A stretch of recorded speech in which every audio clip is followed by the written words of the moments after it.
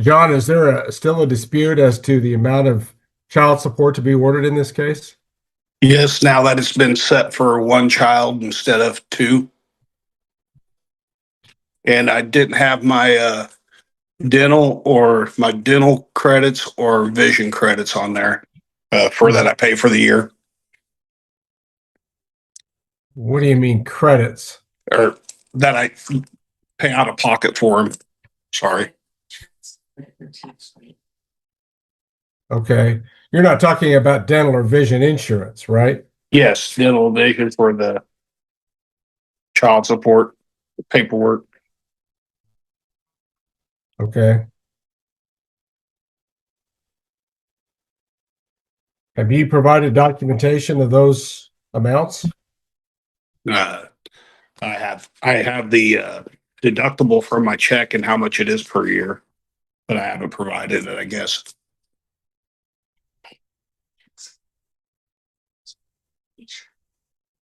Okay. Then it always begs the question, does it reflect specifically how much the premium is to cover the child? Yeah, my premium is 1,310 a year for dental, and then 477 a year for vision. And who's covered by that? Rachel and Rebecca both.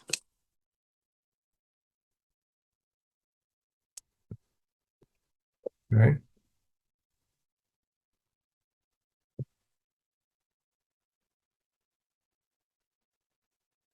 Peggy, have you submitted a new child support worksheet?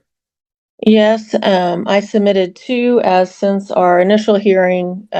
One of the children has moved out.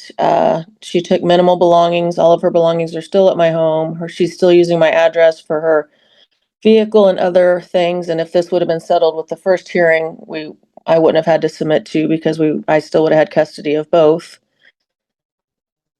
So I've submitted both for you to look at, judge, and make a determination. I still have continued to pay for education expenses, clothing expenses, and everything for our oldest daughter, with her anticipated graduation date being May of 2026. Okay, and how old is she right now? She turned 18 in May, but she was held back a year in first grade, which we were married at the time and made that joint decision together. Okay.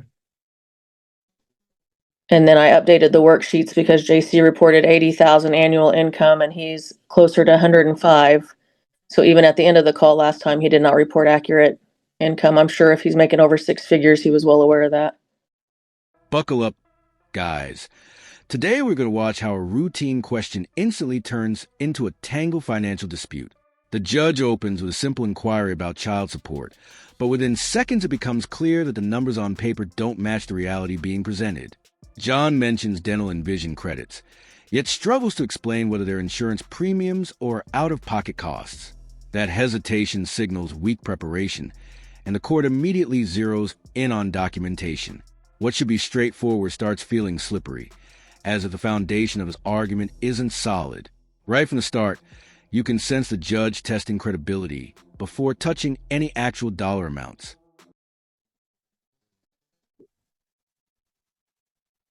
When did the eldest daughter move out?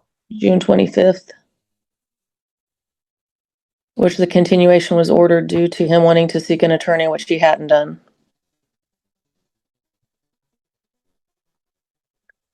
The reason I was seeking an attorney was for her being 18 and stuff, and then she moved out, so there is no reason for it now that it's been adjusted.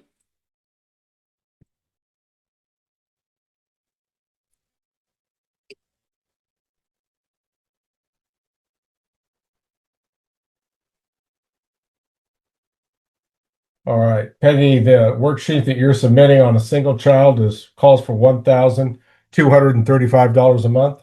Correct. It I also doesn't include any health insurance deductions for the father. He never provided that like he shared. I just got insurance on that's $498 a month.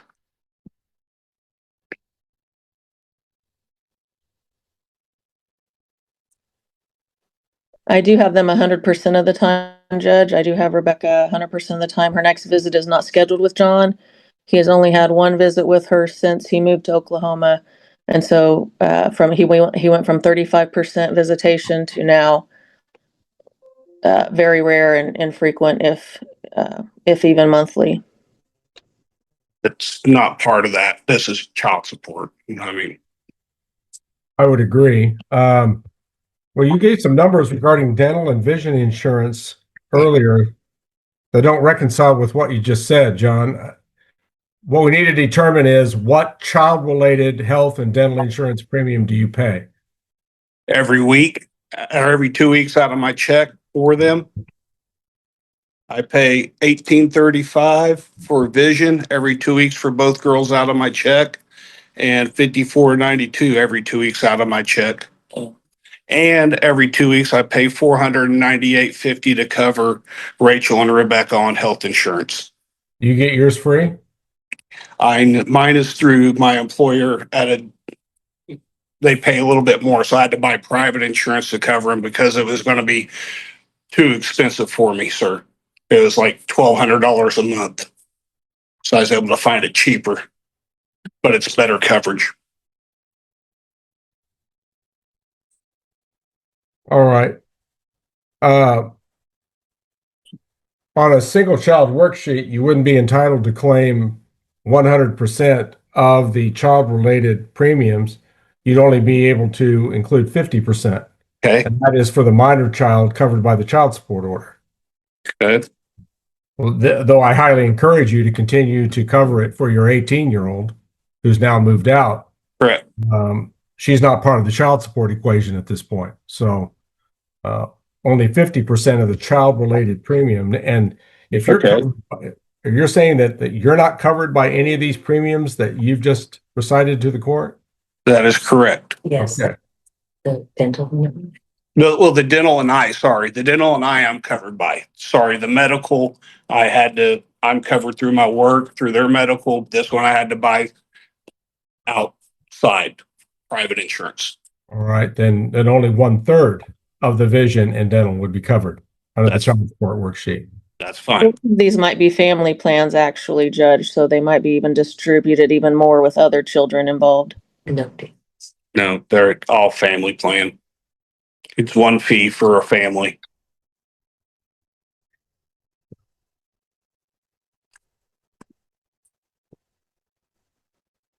All right, well, you're certainly entitled to consideration on the worksheet for those premiums. The guidelines specifically call for that. But there's no other dispute regarding the numbers that she used in her most recent worksheet? The tax credit, what's that? All right. Guys, now the focus shifts from paperwork confusion to family upheaval, and suddenly the stakes feel much higher. Peggy explains that the older daughter moved out, but still has deep ties to her home, framing it as proof she continues to bear financial responsibility.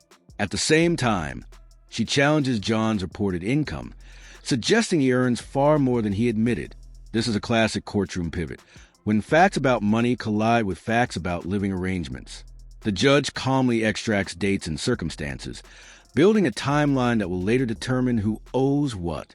You can almost feel both sides trying to control the narrative before the math locks them in. I haven't ever had a tax credit during the whole time I paid child support because she would never let me claim them because she would claim them.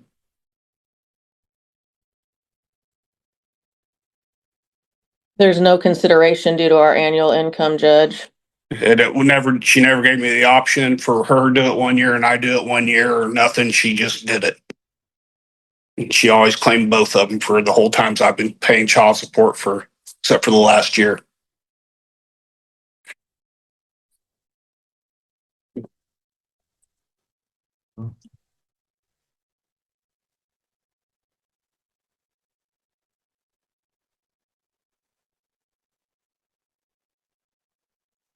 Was that part just okay?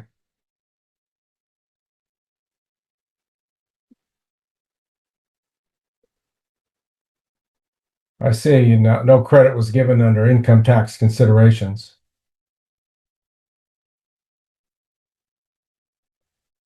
generally speaking, if one parent claims the dependency benefits for the child each and every year, there's an adjustment given on child support, but that's not factored in here. So from what I understand from taxes as well, Judge, is that due to both of our annual incomes exceeding, there's nowhere on the taxes that they allow us to capture that because of our annual income. So I did not mark it. I marked it as a no. If we had a lower income, we would get a $2,000 credit.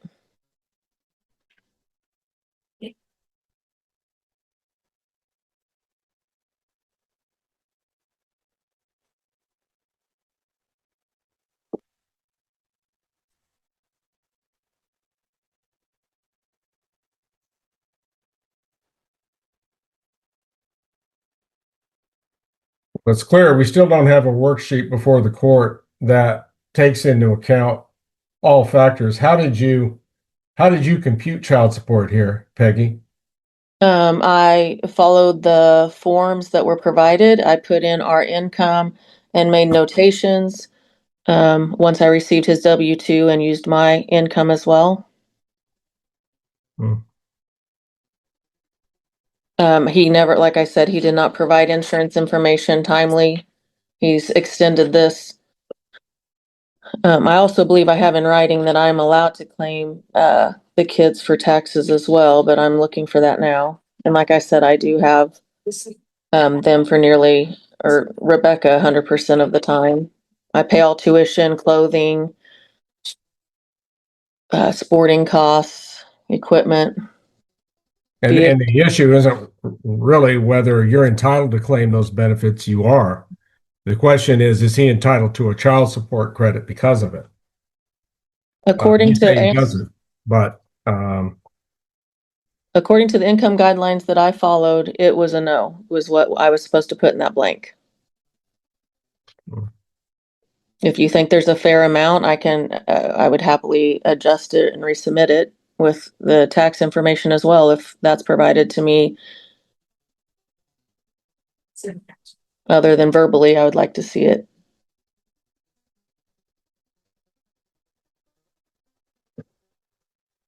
all right, John, let me review. I think you said that your annual premium for dental and vision was $1,310 plus $477, That is correct, sir. $1,787 a year, That is correct. For dental and vision. with 1/3 of that being allowable. And then Come up to $596. does that also include the health insurance? No, Uh, the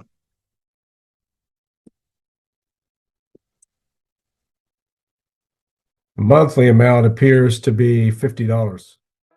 All right, guys, here's where emotion tries to sneak into a process built on formulas. Peggy emphasizes that she has a child nearly all the time, portraying John as largely absent, which naturally suggests she carries a heavier burden. But the judge cuts through that immediately, reminding everyone this hearing isn't about visitation drama. It's strictly about calculating support. That moment is subtle but powerful, because it strips away sympathy arguments and forces a discussion back onto verifiable costs. In family court, feelings may explain behavior, but numbers determine outcomes. The courtroom tone tightens as personal grievances are sidelined in favor of financial precision. Month on dental and vision. okay. And I'm presuming that you're going to provide documentation to Peggy on this, but you pay $498.50 a month for health insurance for the two girls? Yes. Plus his And- wife. Yeah. So that would be a third. Okay, and why a third? So between three people, the premiums covering three people because one of them is Rachel, one is my wife, and one is Rebecca. Okay, understood.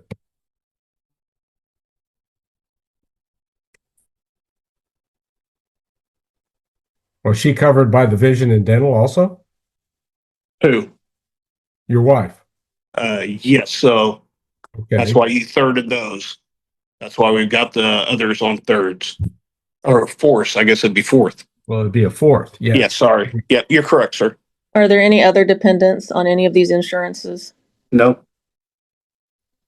You'll provide evidence of that. Yes.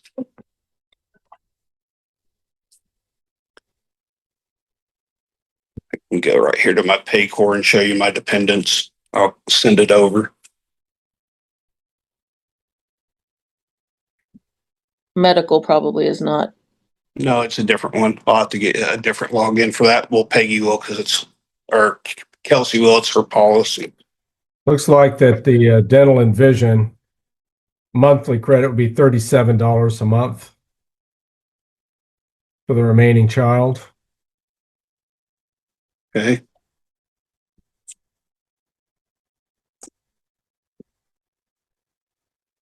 Buckle up, guys, because this segment turns into a rapid-fire breakdown of insurance costs, and every figure suddenly matters.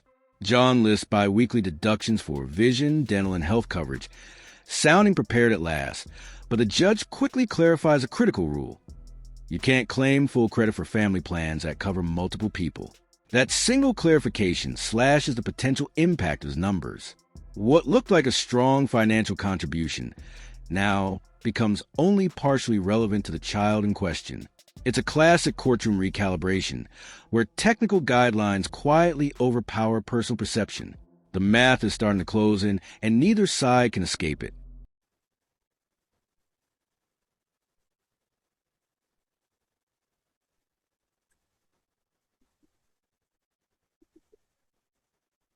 And it looks like $166 a month of the health insurance premium would be attributable to this child.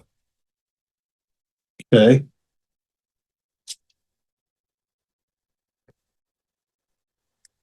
So the total insurance deductions or credit that'd be put in the appropriate line would be 203, That's okay. 166 plus 37.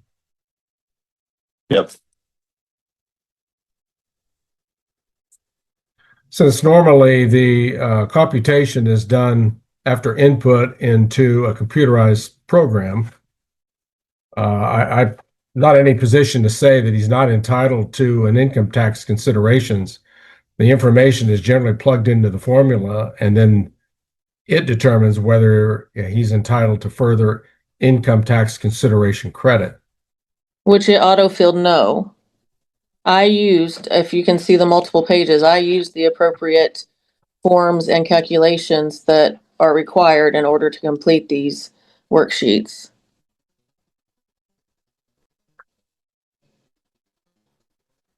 There's about 8 pages there.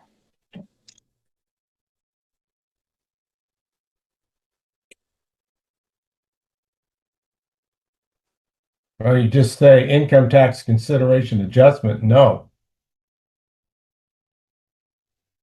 That's what it looks like. Yes, but it fills the sheet from the data that's put in the other 6 to 8 pages.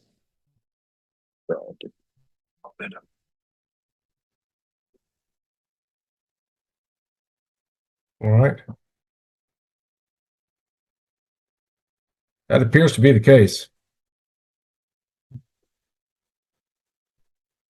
Court is not inclined to order further adjustment, but there still needs to be an adjustment to the worksheet to allow for the $203 a month premium credit that John is entitled to.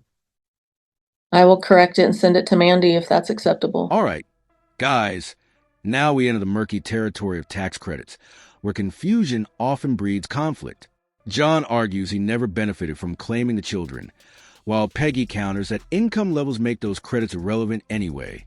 The judge explains that dependency benefits can affect support calculations, but only if properly accounted for, revealing that the worksheet still isn't capturing every factor. This is the kind of bureaucratic complexity that frustrates litigants and prolongs cases. Both parties seem convinced they're right, yet neither has produced a fully airtight calculation. The tension here isn't loud. It's procedural, built on the realization that incomplete paperwork can cost real money. And as far as the order, are you going to draft the order? If that's what you need me to do. Yeah, well, you're the petitioning party. Okay. And then this goes back to June 1 is what you stated from the last hearing. That's correct. Okay. June 1st.